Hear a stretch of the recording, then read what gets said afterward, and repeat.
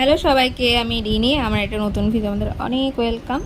তো সকালে ঘুম থেকে উঠে এখানে হাঁটতে চলে গেছিলাম, আর এখন না আমি একটু তাড়াতাড়ি হাঁটতে যাওয়ার চেষ্টা করি, মানে 6টা থেকে 6:30টার মধ্যে। বাট একদিন একটু লেট হয়ে যায়, তাও আমি চেষ্টা করি, কারণ এখন 7টা 7:30টায় প্রচণ্ড রোদ উঠে যায়, রোদে হাঁটা পসিবল হয় না।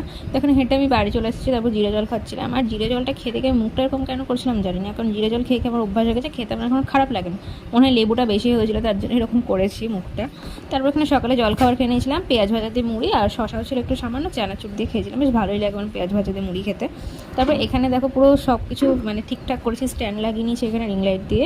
তো এখানে ব্যাকগ্রাউন্ডটা কোনো রকমের সাজিয়েছি, কারণ প্রচণ্ড গরম পড়েছিল। তার মধ্যে আমার মাথায় এসেছে না আমি কি ভিডিও বানাবো না, রিলস বানাবো। তো এখানে যে কৃষ্ণবদনা মুভিটার প্রেম কি লীলার যে লুকটা আছে, তো ওই লুকটা আমি ক্রিয়েট করার একটু চেষ্টা করেছি। তো এখানে জানি না কতটা হয়েছে, আমি অত কলকা টলকা মানে আঁকতে পারিনি, কারণ টাইম ছিল না, প্রচণ্ড গরম লাগছিল। আর আমার অর্ধেক মেকআপ মনে হয় ধুয়ে গেছে, তারপর ভিডিওটা আমার হয়েছে।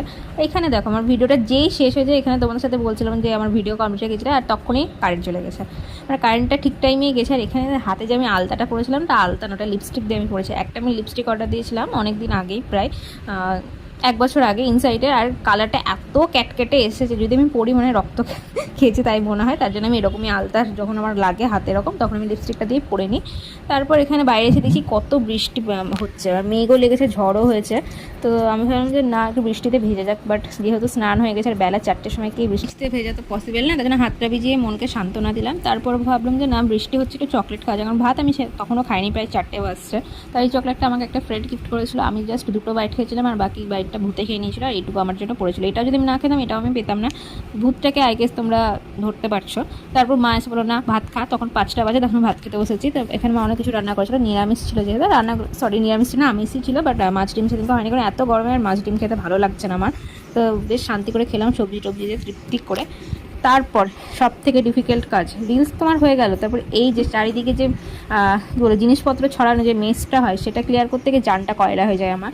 তো এখানে জামা কাপড়ও সেদিনকে আমি গোছাইনি, জামা কাপড়ও গোছাতে আছে, ব্যাকগ্রাউন্ডটাও রিমুভ করতে হবে, প্লাস যা বেরিয়েছে মানে অর্ধেক জিনিস বেরিয়েছে, এখনও ফুল জিনিসগুলো বেড়ায়নি আমার। আর এখানে লাইটটা আমি টাঙিয়েছিলাম, মানে ওই ব্যাকগ্রাউন্ডে দিব ভেবেছিলাম, দিয়েছিলামও।